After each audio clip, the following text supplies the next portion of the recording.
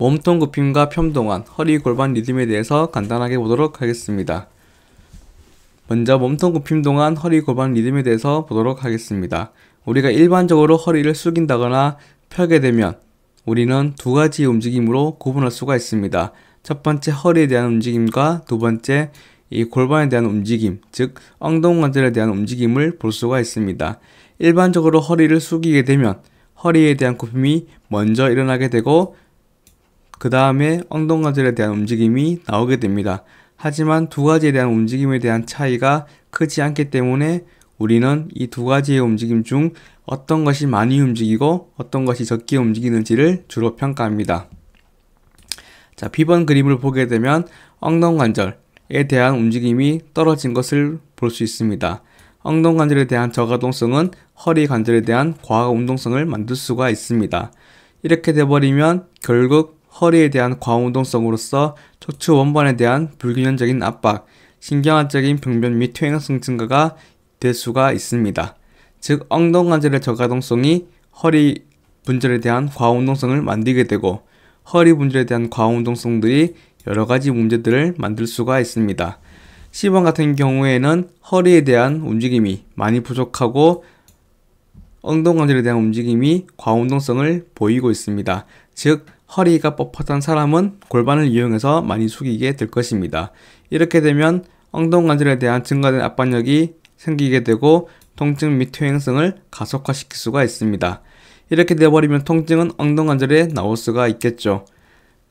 B번 같은 그림에서는 골반에 대한 저운동성으로 허리에 대한 문제로 허리에 대한 증상들이 나올 수가 있습니다. 즉 우리가 증상이 어떻게 나오냐에 따라서 그 원인을 분석하는 것이 중요합니다. 꼭 허리가 아프다고 해서 허리가 문제인 것이 아니고 엉덩관절에 문제가 있다고 해서 꼭 엉덩관절에 문제가 있는 것은 아닙니다. 다음은 몸통 펴 동안 허리 골반 리듬을 보도록 하겠습니다. 몸통을 펴을 위한 돌림축은 L3번 척추뼈 몸통에 위치하고 있습니다. 먼저 허리를 펴는 것은 초기 단계에서는 엉덩관절 펴으로 먼저 일어나게 되고 중간 단계에서는 허리와 엉덩관절 펴이 쓰이게 되고 마지막으로는 모든 근육들이 사용되어 허리를 완전하게 펼 수가 있습니다. 먼저 우리가 엉덩관절 펴이 왜 먼저 나오는지에 대해서 이유를 알고 계셔야 될 것입니다. 자, 먼저 허리를 숙이고 있다면 체중이 앞으로 이동하기 때문에 이 외적 모멘트 파인 EMA라는 것이 증가하게 됩니다. EMA가 뭔지 모르신다면 기능해부와 앞쪽에 있는 챕터를 한 번 더 읽어보시길 바라겠습니다. 이 EMA가 증가한다는 것은 결국 허리를 들기 위해 큰 힘이 요구된다는 뜻과 똑같습니다. 자, 큰 힘을 쓰게 되는데 허리 편 근육을 사용될 수가 있고 큰 볼기근과 같은 엉덩관절 편 근육을 사용할 수도 있습니다. 이 두 가지 중에서 어떤 것이 이점이냐를 판단해야 되는데 허리에 대한 편 근육들을 많이 쓰게 되면 쓸수록 어쨌든 허리에 대한 압박력을 증가시킬 수가 있습니다. 즉 우리는 허리뼈에 대한 압박력을 줄이기 위해서 엉덩관절 펴을 먼저 사용하는 것이 효율적이라고 보시면 되겠습니다. 자, 엉덩관절의 펴 근육으로 먼저 상체를 일부분 들어준다면 어떤 차이점이 생기죠? 여기 있는 COG가 좀 더 몸쪽으로 이동하게 됩니다.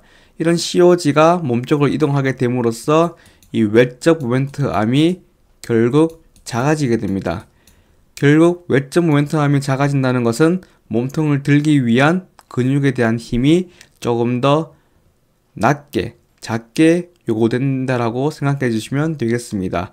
즉, EMA를 감소시켜 허리 편 근육에 대한 요구되는 힘을 줄여서 허리 편에 대한 근육의 힘을 줄여 압박력을 줄일 수가 있습니다. 즉, EMA가 클 경우에는 허리뼈에 대한 압박력이 증가할 수가 있으며 EMA가 작아질 경우 그 작아진 만큼 허리뼈에 대한 압박을 줄일 수가 있습니다. 그러므로 우리가 허리를 숙였다가 들 때는 이 엉덩관절을 먼저 쓰는 것을 추천하고 그 뒤에 허리 펴을 쓰는 것을 추천하고 있습니다. 네, 간단하게 설명하였고 치료사를 위한 임상기능 해부학에서는 조금 더 상세하게 임상적으로 설명해 드리도록 하겠습니다. 감사합니다.